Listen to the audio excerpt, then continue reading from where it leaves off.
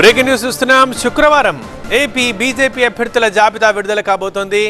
MP సీట్లపై స్పష్టత కోసం కసరత్తు కొనసాగుతోంది.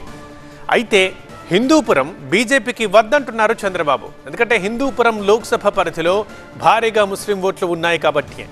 హిందూపురం కాకుంటే నరసాపురం బరిలో బీజేపీ ఉంటుంది అని అంటున్నారు. అండ్ విజయనగరం ఎంపీ సీటు బీజేపీకే అంటూ ఊహాగానాలు వస్తున్నాయి.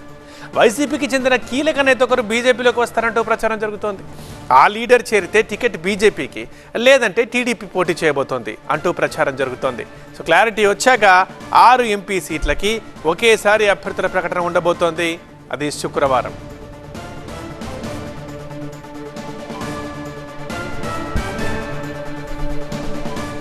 రెడ్డిగా ప్రతినిధి క్రాంతి మరింత సమాచారం అందిస్తారు. క్రాంతి, ఫ్రైడే లిస్ట్ రావచ్చా? వస్తే ఎంతమంది అందులో ఉండే ఛాన్స్ కనిపిస్తోంది? ఖచ్చితంగా ఫ్రైడేతో పూర్తి స్థాయిలో ఎంపీ స్థానాలకు సంబంధించి ఇప్పటికే క్లారిటీ వచ్చింది కాబట్టి ఒక అనౌన్స్మెంట్ వచ్చేటటువంటి అవకాశం కనిపిస్తుంది. దాంతోపాటు ఎమ్మెల్యే స్థానాలకు సంబంధించి కూడా పూర్తి స్థాయిలో ఢిల్లీ కేంద్రంగా కసరత్తు అయితే కొనసాగుతుంది. ఇంకా ఇక్కడ నుంచి వెళ్ళినటువంటి ఢిల్లీ పురంధేశ్వరి బీజేపీ చీఫ్ కూడా అక్కడే ఉన్నారు.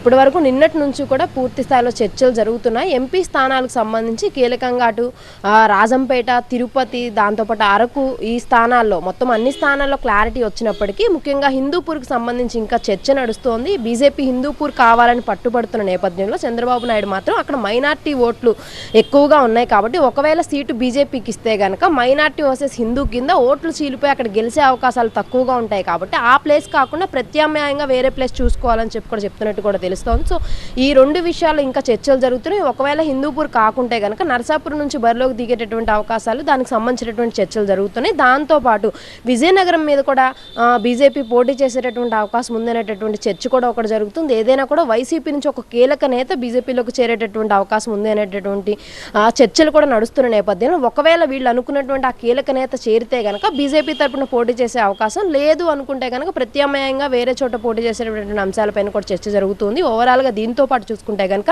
విజయవాడ పార్లమెంటుతో పాటు రాజమండ్రి పార్లమెంటుకి సంబంధించి కూడా చర్చలు జరుగుతున్నాయి. ఇప్పటికే అభ్యర్థులకు సంబంధించి పూర్తి స్థాయిలో కసరత్తు జరిగినప్పటికీ ఎక్కడెక్కడ పోటీ చేయాలి ఏంటి అనే దానికి సంబంధించి పార్లమెంటు విషయంలో ఒక స్పష్టత వచ్చిన నేపథ్యంలో 21 కల్లా పూర్తి స్థాయిలో ఎమ్మెల్యేకి సంబంధించి కూడా ఇక్కడికే కసరత్తు కొనసాగుతుంది. 6 పార్లమెంట్, 21 ఏదైతే 10 అసెంబ్లీ స్థానాల్లో బీజేపీ పోటీ చేస్తున్న నేపథ్యంలో కొన్ని చోట్ల టీడీపీ నుంచి పోటీ ఉంది. దాంతోపాటు జనసేన ఇప్పటికే క్లియర్గా వాళ్ళకి సంబంధించినటువంటి 5 మినహా మిగతా అన్ని చోట్ల కూడా చెప్పడం జరిగింది. నిన్న కూడా పవన్ కళ్యాణ్ మాట్లాడుతూ కాకినాడ, మచిలీపట్నంకి సంబంధించి కూడా ఎంపీ స్థానాలపైన క్లారిటీ ఇచ్చేశారు కాబట్టి ఇప్పటికే టీడీపీ కూడా ఎంపీ స్థానాలకు సంబంధించి కసరత్తు కొనసాగుతున్న నేపథ్యంలో బీజేపీ పూర్తి స్థాయిలో ఎలక్షన్కి సంబంధించి 2 నెలల సమయం ఉంది కాబట్టి ఇప్పటికే 3:1 కింద ఎక్కడెక్కడ పోటీ చేయాలి, ఎవరు పోటీ చేస్తే బాగుంటుంది అనే దానికి సంబంధించి పూర్తి స్థాయిలో కసరత్తు చేశారు. అలాగే సీనియర్స్ ఏదైతే లేఖ పంపించారో ఆ లేఖ ఆధారంగా కూడా చర్చలు జరుగుతున్న నేపథ్యంలో ఈ యొక్క సీట్ల కసరత్తు అయితే ఇప్పటికే 2 రోజుల్లో పూర్తయి 21 తర్వాత అనౌన్స్మెంట్ చేసే దిశగా అయితే అడుగులు సాగుతున్నాయి. ఇందులో కీలకంగా హిందూపూర్కి సంబంధించి చర్చలు జరుగుతున్నటువంటి పరిస్థితి అయితే ఓవరాల్గా మనకు కనిపిస్తుంది.